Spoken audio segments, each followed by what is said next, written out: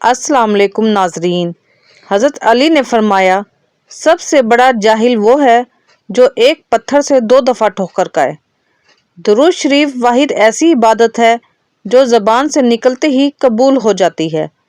رسول اللہ صلی اللہ علیہ وسلم نے فرمایا، تم قرآن کی تلاوت کیا کرو، اللہ پاک تمہیں ہر حروف کی تلاوت پر 10 نیکیاں عطا فرمائے گا۔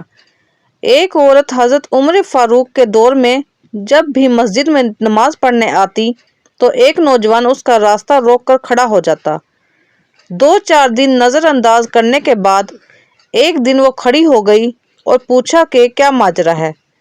نوجوان نے کہا، میں تیرا چاہنے والا ہوں، میرے دل میں تیرے لیے محبت کے بے پناہ جذبات ہیں، میں تجھے حاصل کرنے کے لیے کچھ بھی کرنے کو تیار ہوں۔ اس عورت نے کہا، ٹھیک ہے، میری کوئی شرط نہیں، اگر تو میرا اتنا ہی چاہنے والا ہے تو ایک شرط پوری کر دے تو پھر میں تیرے لیے حاضر ہوں۔ اس نے شرط رکھی کہ وہ 40 دن حضرت عمر کے پیچھے نماز پڑھ لے، آخری دن کی آخری نماز کے بعد یہی ملاقات ہوگی۔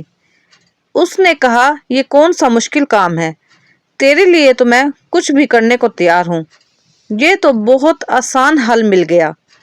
40 دن نمازیں چلتی رہیں، وہ حضرت عمر فاروق کی پرزور اور رقت آمیز قرات سنتا رہا۔ 40ویں دن کی آخری نماز کے بعد جب وہ واپس پلٹنے لگا تو وہ عورت وہاں کھڑی تھی۔ وہ نظریں جھکا کر گزرنے لگا اور اس نے کہا، میں حسب وعدہ کھڑی ہوں۔ نوجوان نے سر جھکا کر جواب دیا، میرے دل کا تعلق حضرت عمر نے رب سے جوڑ دیا ہے، اب تم کھڑی بھی ہو تو تمہاری طرف نظر بھی نہیں کروں گا۔ رسول اللہ صلی اللہ علیہ وسلم نے فرمایا، جب تمہیں اپنی نیکی اچھی لگنے لگے اور برائی بری محسوس ہو تو تم مومن ہو۔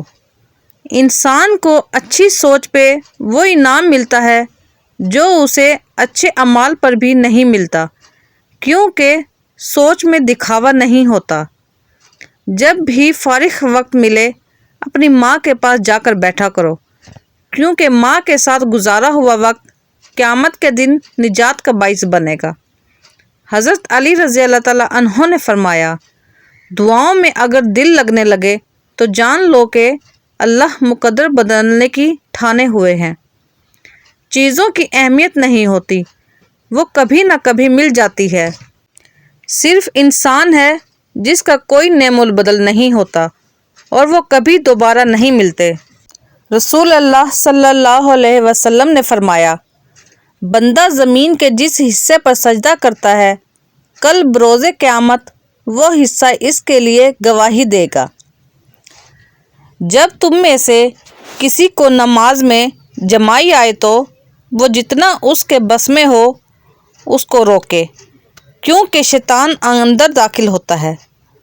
بدترین لوگ وہ ہیں جو چغل خوری کرتے ہیں، دوستوں کے درمیان فساد ڈلواتے ہیں اور بے گناہ لوگوں کے عیب تلاش کرتے ہیں۔ نیتوں میں کھوٹ ہو تو برسوں کی ریاضت بیکار ہو جاتی ہے۔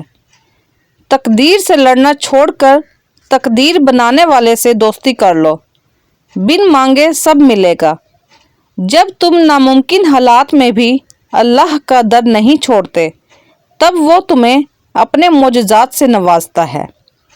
صبح کا آغاز صدقے سے کیا کرو، کیونکہ مصیبت صدقے سے آگے قدم نہیں بڑھاتی۔ اللہ تعالیٰ صدقے کی وجہ سے 70 بیماریوں کو دور فرماتا ہے۔ ناظرین، بے شک مشکل کے ساتھ آسانی ہے، مشکل وقت پر صبر کرنا اور بہتر وقت پر شکر کرنا مومن کی پہچان ہے۔ رسول اللہ صلی اللہ علیہ وسلم نے فرمایا، دنیا کی مثال آخرت کے سامنے ایسی ہے جیسے تم میں سے کوئی شخص اپنی انگلی سمندر میں ڈبوئے اور پھر دیکھے کہ اس کی انگلی سمندر کا کتنا پانی اپنے ساتھ لائی ہے۔ تم اللہ کی رضا میں الحمدللہ کہنا سیکھ جاؤ، تمہارے سارے تکلیفیں اور پریشانیاں ختم کر دے گا۔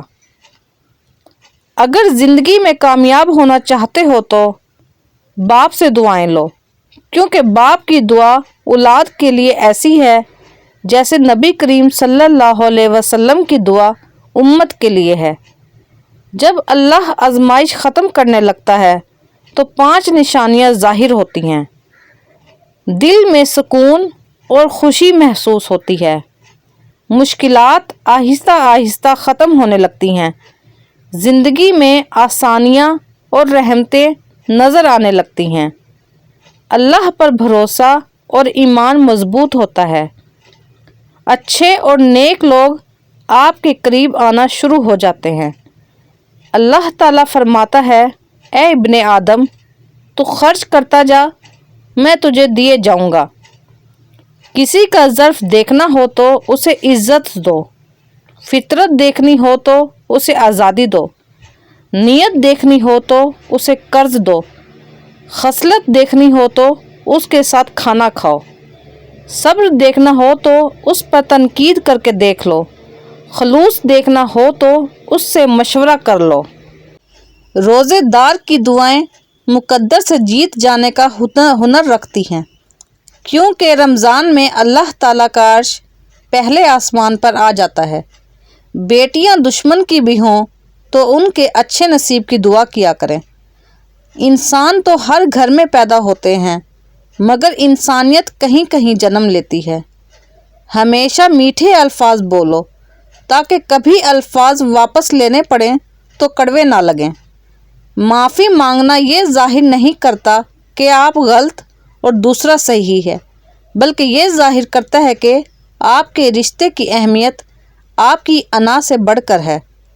نماز کی فکر اپنے اوپر فرض کر لو، خدا کی قسم دنیا کی فکر سے آزاد ہو جاؤ گے اور کامیابی تمہارے قدم چومے گی۔ یہ دل ہی تو ہے جو بغیر رکے سالوں سال کام کرتا ہے، اسے سکون دیں، چاہے یہ آپ کا ہو یا آپ کے اپنوں کا۔ محنت کا پھل اور مسئلے کا حل رب دے گا، مت سوچو کہ کب دے گا، جب دے گا بے حساب دے گا۔